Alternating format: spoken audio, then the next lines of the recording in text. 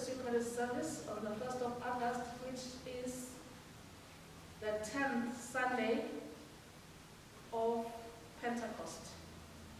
We are coming to you from the Cathedral of All Saints in Navan, and with me there is Reverend Tekis, there is Mr. Pexesa Dlamini, our lay minister. We have those who are recording us, Arthur and Jackie. We welcome you all to this service. Amen. Amen. Jesus said, "You shall love the Lord your God with all your heart, and with all your soul, and with all your mind. This is the first and great commandment, and the second is like it. You shall love your neighbor as yourself. On these two commandments depend all the law and the prophets."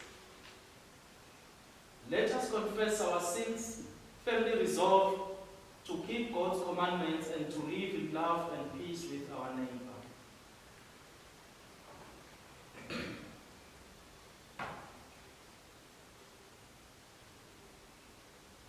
Almighty God, our Heavenly Father, in penitence we confess that we have sinned against you through our own fault, in thought, word, and deed, and in what we have left undone. For the sake of your Son, Christ our Lord, forgive us all that is past, and grant that we may serve you in newness of life, to the glory of your name. Almighty God, who forgives all who truly repent, have mercy on you, pardon your sins, set you free from them, confirm and strengthen you in all goodness, and keep you in eternal life through Jesus Christ, our Lord. Amen. Let us pray. Gracious Father, your Son, Jesus Christ, came from heaven to be the true bread. Evermore give us this bread, that he may live in us, and we in him, who lives and reigns with you in the Holy Spirit, one God, now and forever. Amen. We greet you once again, Bazalwane, in the name of our Lord and Savior, Jesus Christ. Amen. Amen. Let us pray. Wonderful God, we thank you that you are the only God that we can worship, the only God that we can run to, the only God that we can cry and know that, Lord, as we approach your throne, we shall be here. We thank you, Lord, for the forgiveness of sins that you have provided for us through Jesus Christ, our Lord and Savior. Even now, Lord, as we are about to hear your word, we pray that you may open our hearts, open our minds, oh God. Let us be willing, Father God, to be changed into the likeness of Christ as your word continues to transform and to build us up into the most holy faith. Let, O God, the words of my mouth and the meditations of our hearts be always acceptable before you, O God, our Redeemer. In Jesus Christ our Lord we pray. Amen. Amen. May we be seated.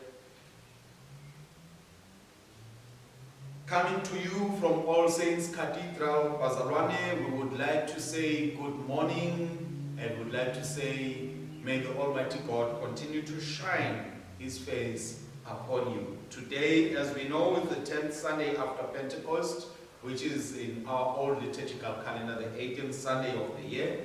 And the first reading set for today, as we have already read, is 2 Samuel chapter 11, verses 26 to chapter 12, verses 13a. And the psalm appointed for today is Psalm 51, chapter 1 to verse 1 to 12. And then the second reading is from Ephesians chapter 4, verses 1 to 16. And the gospel set aside for today is the gospel according to St. John chapter 6, verses 24 to 35. And the topic of our sermon for today is God calls us to repentance. God calls us to repentance. As the church continues to grow, we are encouraged to desire to live a life that is of righteousness and holiness before our God. And we have to do our best to move away from sin and be holy people in God's presence. Daily, we are reminded that God is able to see all things, even those things that others may not see, and we begin to think if others do not see them, nobody else knows or sees them. Yet we are made to understand in the scriptures that God knows everything and God sees everything that goes on and is still to go on. Hence we are reminded in the Garden of Eden that when God came to visit Adam and Eve, they hid because they had sinned. And he asked them the question, where are you? Why are you hiding? Because he knew that they had sinned, and sin began to chase them away from God's presence. Why? Because sin is a disease that slowly eats away at us and erodes our relationship with God, making us depart from the presence of God and from the joy of the Lord. It brings destruction into our lives. It brings destruction into our relationships that we share with others. Therefore, because of this, God was forced to find a solution to this disease by giving us Jesus Christ to die on the cross, so that through him we may have forgiveness of sins and our sins can be removed away from us, and then we can qualify to have an eternal relationship with God. Now, in the olden days, in order to have sins forgiven, the people of Israel had to bring animals to sacrifice before God, and the blood that came out of those animals and was spilled on the altar would then become an atonement for their sins. And we know, when we remember from Adam, from Genesis, when God spoke to Adam, that when sin came, it also brought death with it. Yet we know also, as we read in Exodus, that the presence of sacrificial blood had the ability to move death away, as we know that the children of Israel were not killed when the angel of death passed through Egypt, killing the firstborns in every family. And so the sacrificial blood was able to wipe away the noose of death that hung over our lives. So it is very key and important that we need to find a solution to the sin that we find in our lives. One good thing is that when we become Christians, we become a new creation. We are taught that we do not become sinners anymore, because now we do not sin in the way that the world sins, because we know that the world loves to sin. But we sin because it becomes a fault, or it is never an intention for us to sin. It is not in our nature anymore to sin, because we have become a new creation. Instead, we desire to do more good. We desire to do the things that will glorify and exalt God.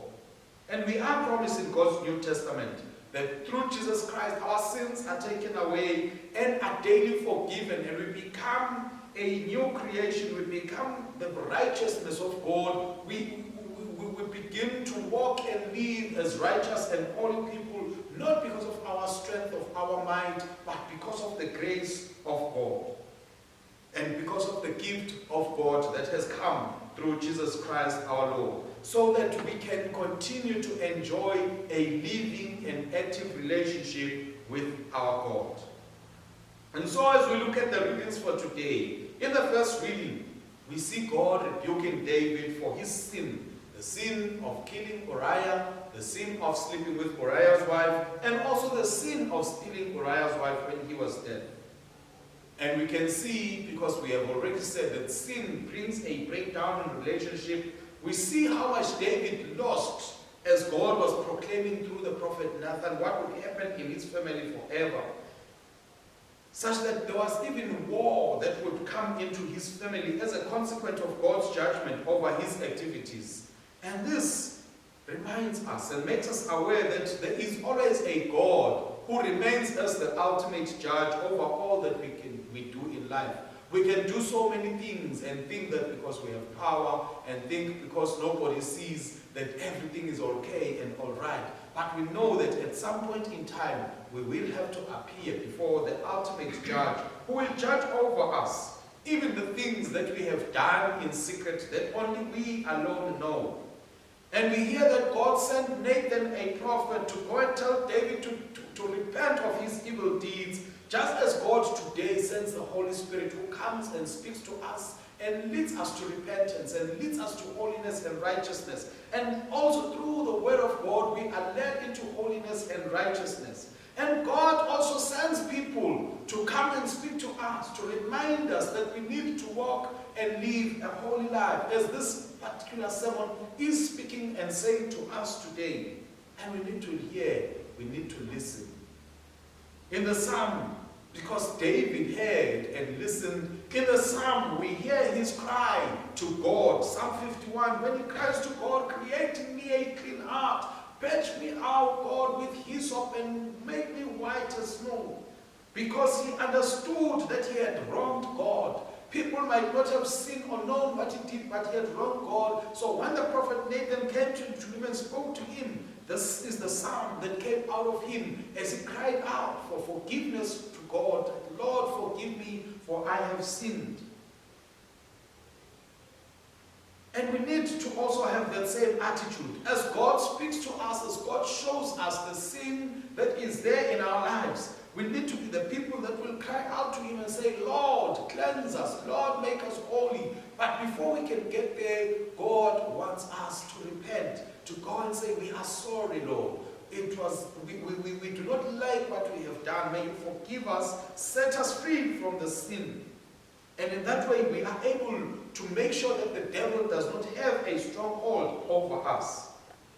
Unconfessed sin is always cancerous, because it leads one to continue sinning, especially because you take one sin to try and cover another, and another one to cover this one, and you just find yourself continuously sinning.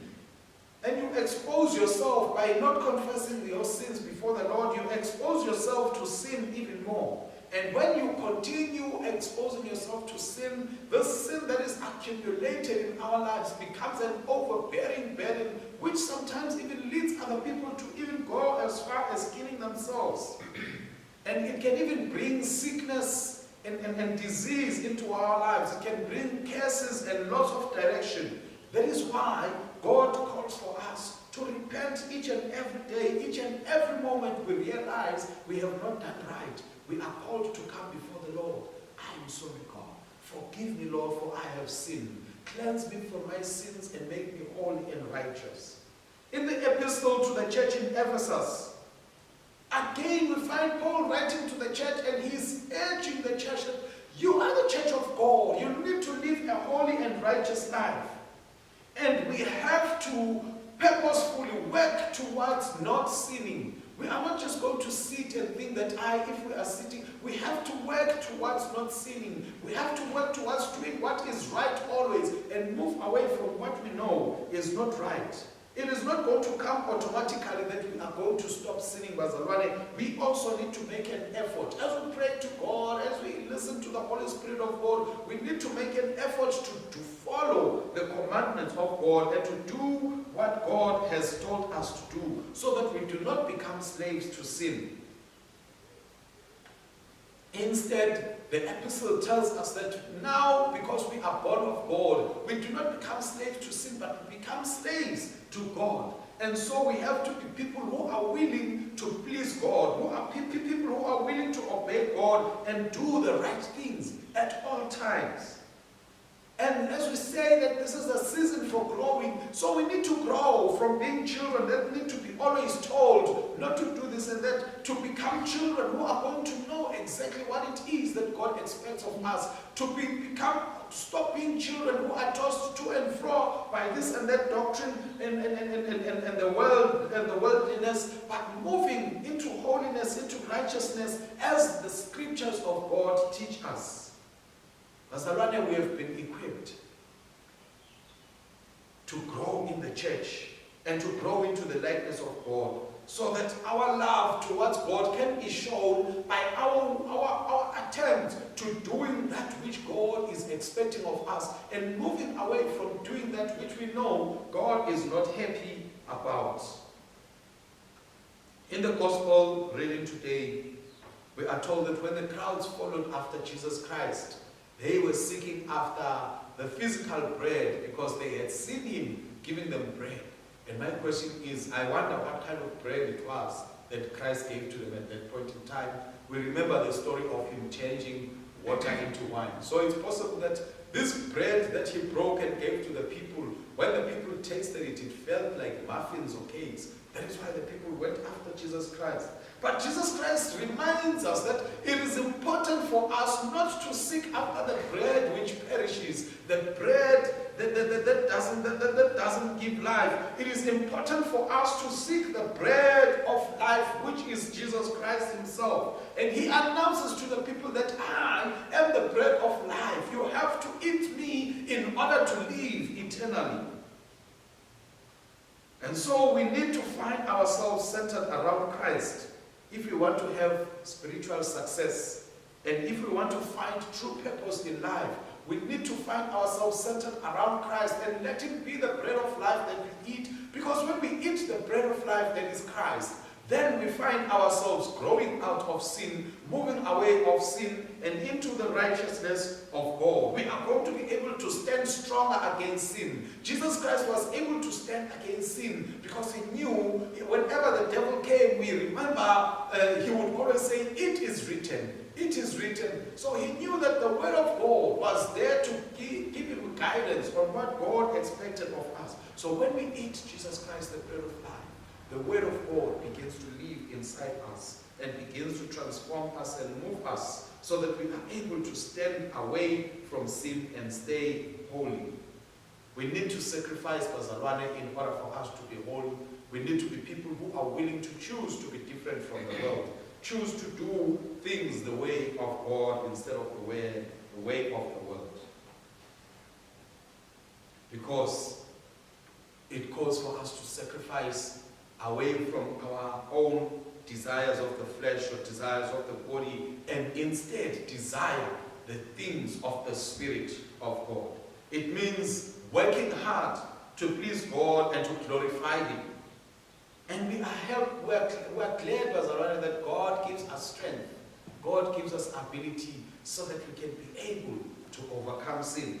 May we go and fight away sin. May we go and strive for righteousness and holiness before the Lord.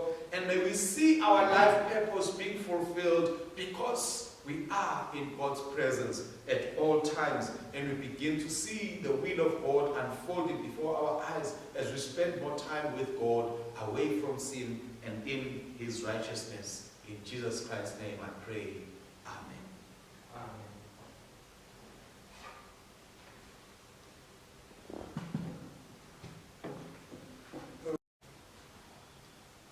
Gracious Heavenly Father, as you provided for the Israelites during their journey through the wilderness to the land you had promised to them, give us confidence to trust in your promises and to look to your hand to provide all we need for this life and for the life to come. Lord, in your mercy, Hear our prayer.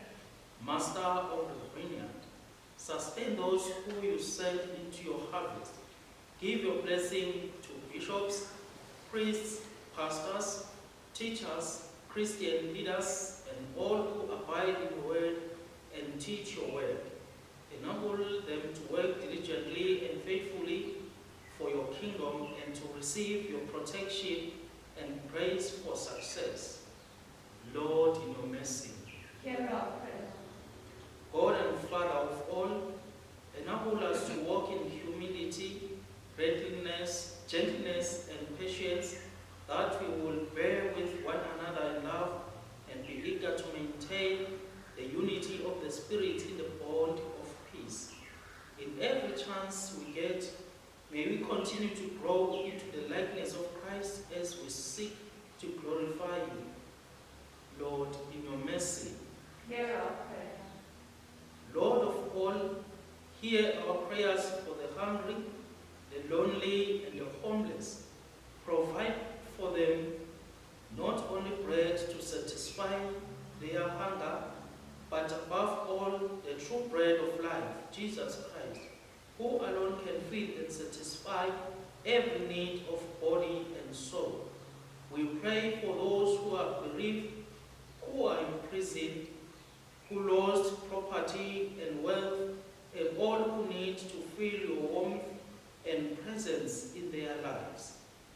Lord, in your mercy, Hear our prayer.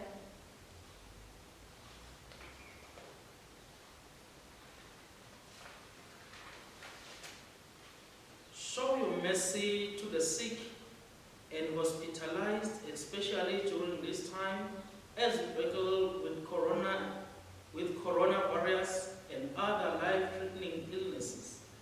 Provide doctors, nurses, and other medical professionals to care for those who need health and healing. Provide them with protection as well as they carry out their work selflessly. Lord, in your mercy, Hear our prayer.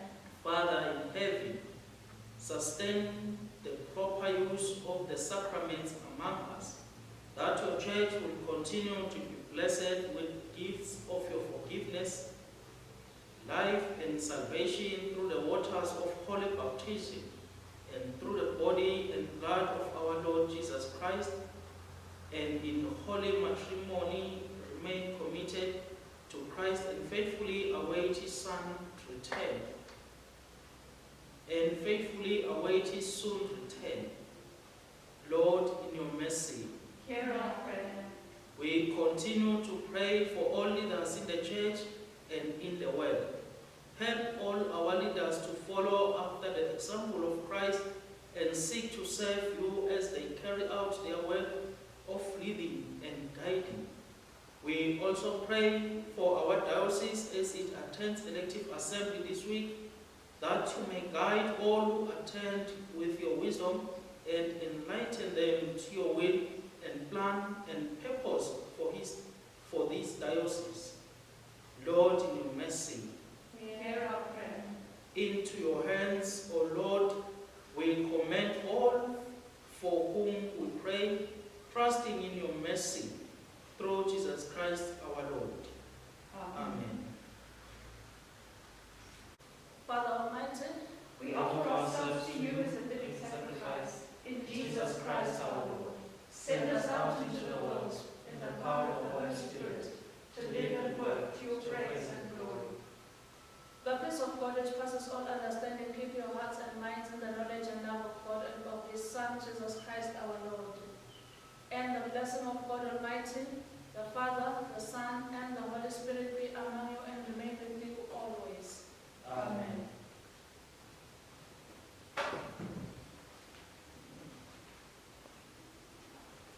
Go in peace to love and serve the Lord. In the name of Christ, Amen.